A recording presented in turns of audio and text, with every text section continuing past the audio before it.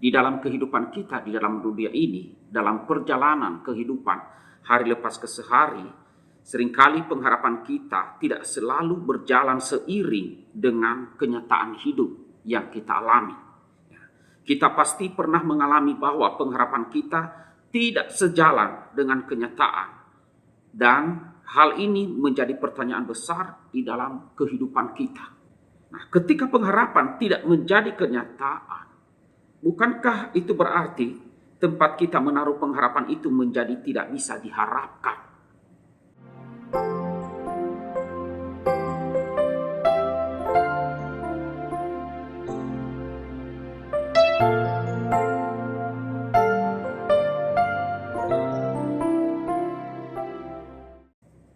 Salam Bapak Ibu dan Saudara-saudari yang kekasih di dalam Tuhan Yesus Kristus. Kita bertemu lagi di dalam renungan firman Tuhan pada hari ini.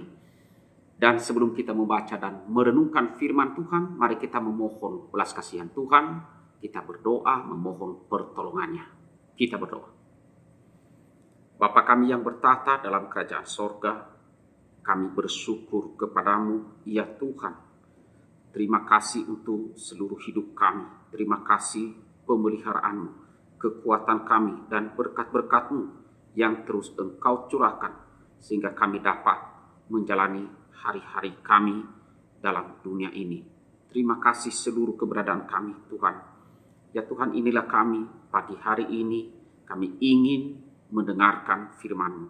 Kami ingin Engkau mengajar kami. Berbicaralah kepada kami melalui firman di dalam Alkitab, dan akan diuraikan secara sederhana oleh hamba-Mu. Berilah hikmat untuk menyampaikan dengan baik. Tuhan, layakkanlah kami, ampunilah segala dosa kami. Kami berserah, kami berdoa di dalam nama Tuhan Yesus. Amin.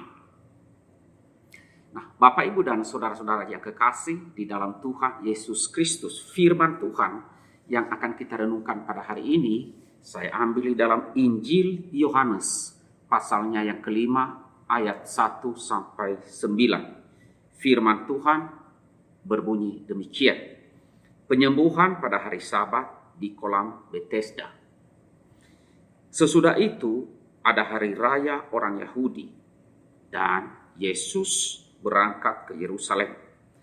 Di Yerusalem, dekat pintu gerbang domba, ada sebuah kolam yang dalam bahasa Ibrani disebut Bethesda.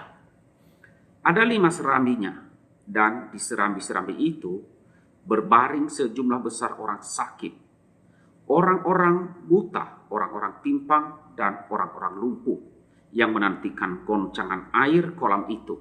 Sebab sewaktu-waktu turun malaikat Tuhan ke kolam itu dan menggoncangkan air itu.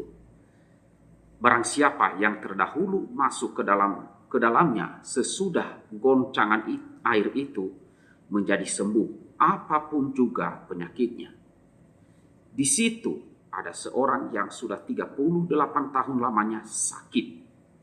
Ketika Yesus melihat orang itu berbaring di situ, dan karena ia tahu bahwa ia telah lama dalam keadaan itu, berkatalah ia kepadanya, "Maukah engkau sembuh?"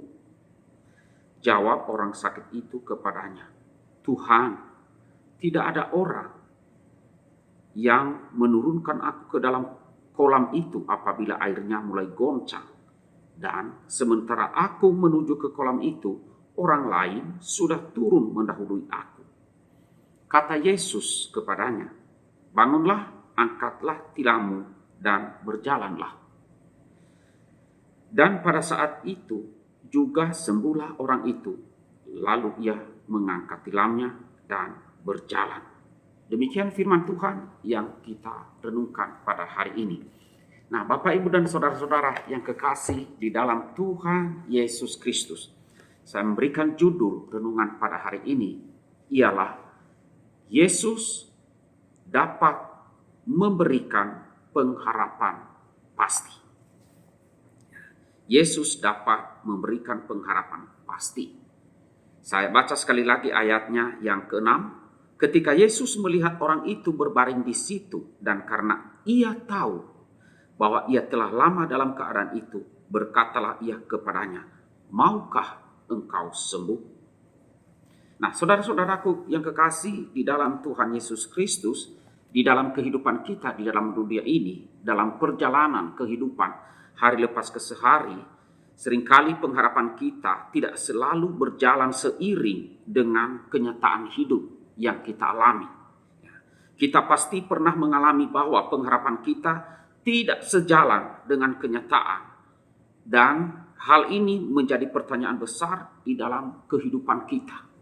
Seringkali kita bertanya, mengapa demikian? Mengapa terjadi seperti ini? Mengapa saya mengalami hal ini?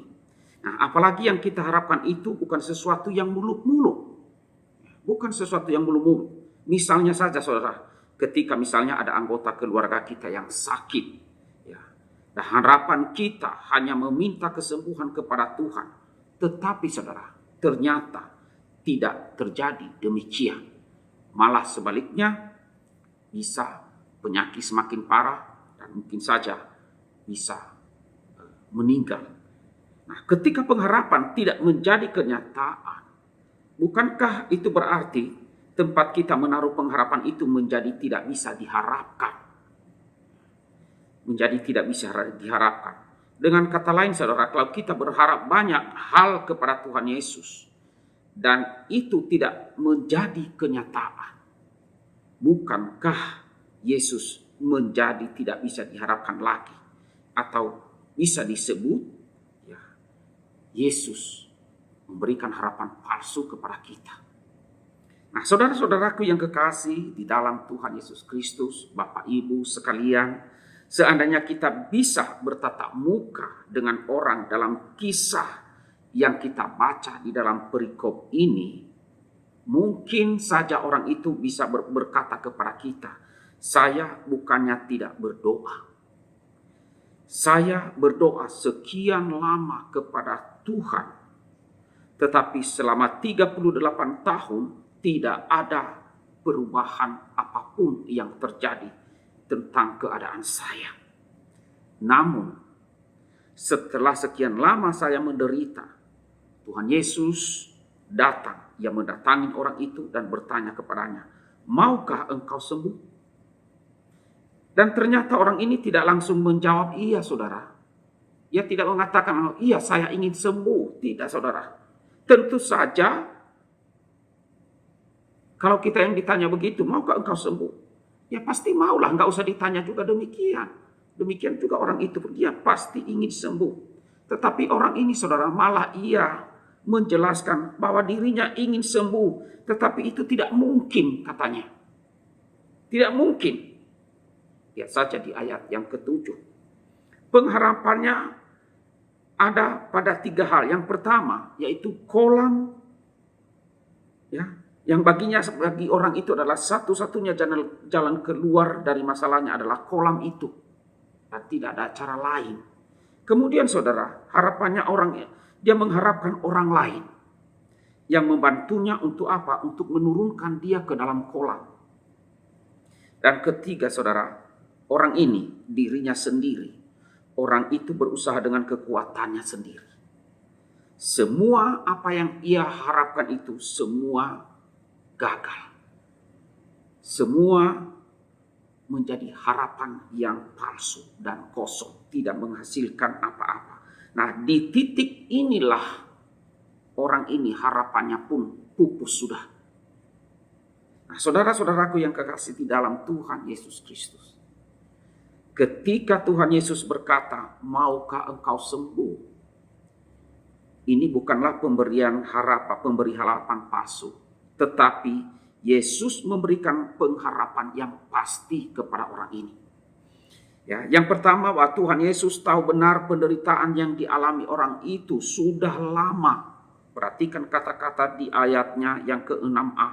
Karena ia tahu, Yesus tahu bahwa ia sudah lama menderita, 38 tahun.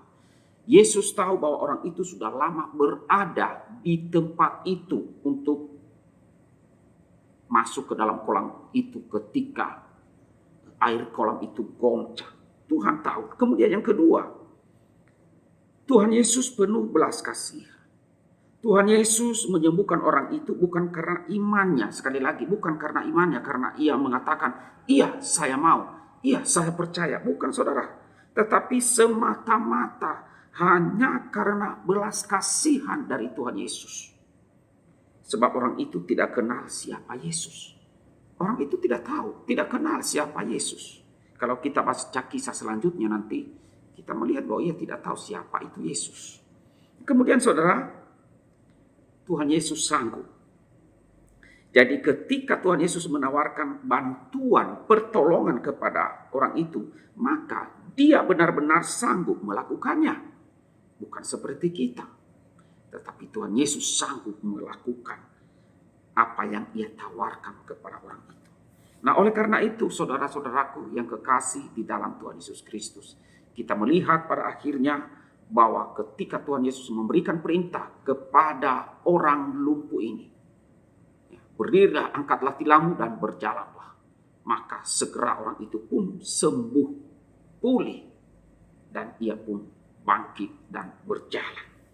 Nah, oleh karena itu saudara, sesulit apapun, serumit apapun, seberat apapun masalah kita yang sedang kita hadapi, yang sedang kita jalani saat ini, tetaplah percaya dan tetaplah berharap kepada Tuhan Yesus. Tuhan Yesus bukan pemberi harapan palsu, tetapi Tuhan Yesus pemberi harapan yang pasti.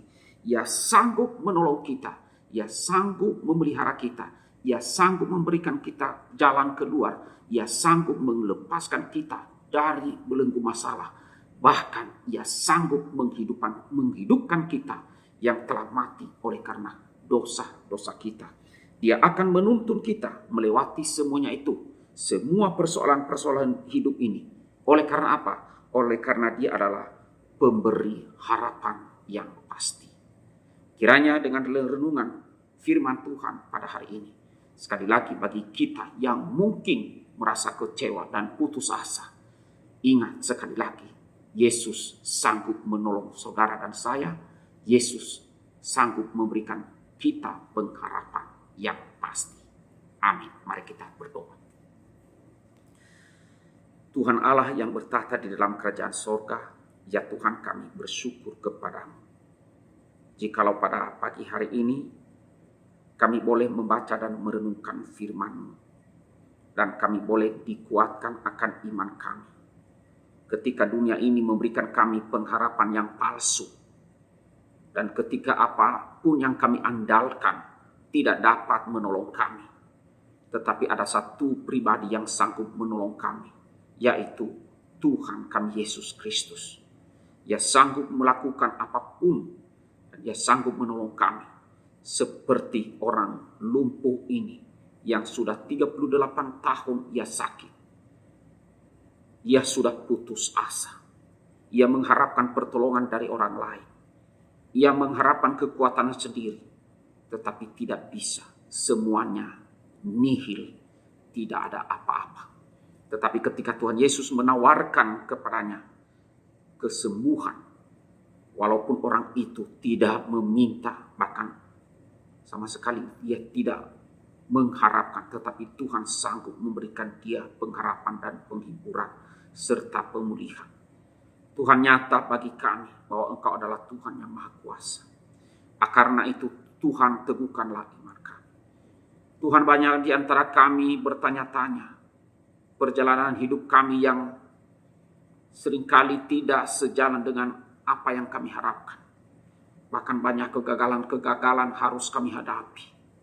Tetapi kami percaya Tuhan, bahwa Engkau mengasihi kami dan Engkau sanggup bertindak menolong setiap kami. Oleh karena itu kuatkanlah hati kami. Kami mohon agar kami mampukanlah kami untuk percaya, untuk setia, dan terus berpengharapan di dalam Engkau. Karena Engkau adalah Tuhan yang memberikan harapan yang pasti bagi kami. Berkatilah seluruh jemaat pada hari ini, ya Tuhan. Tolonglah dalam menjalani hari-hari yang sulit ini. Berkati juga jemaat-jemaat lanjut usia dan jemaat yang sakit. Ulurkanlah tangan untuk menjamah dan menolong. Demikian juga jemaat-jemaat yang sedih, kecewa. Berilah Tuhan penghiburan, berilah kekuatan dan pengharapan. Inilah doa hamba. Di dalam nama Tuhan Yesus kami berdoa dan kami bersyukur. Amin.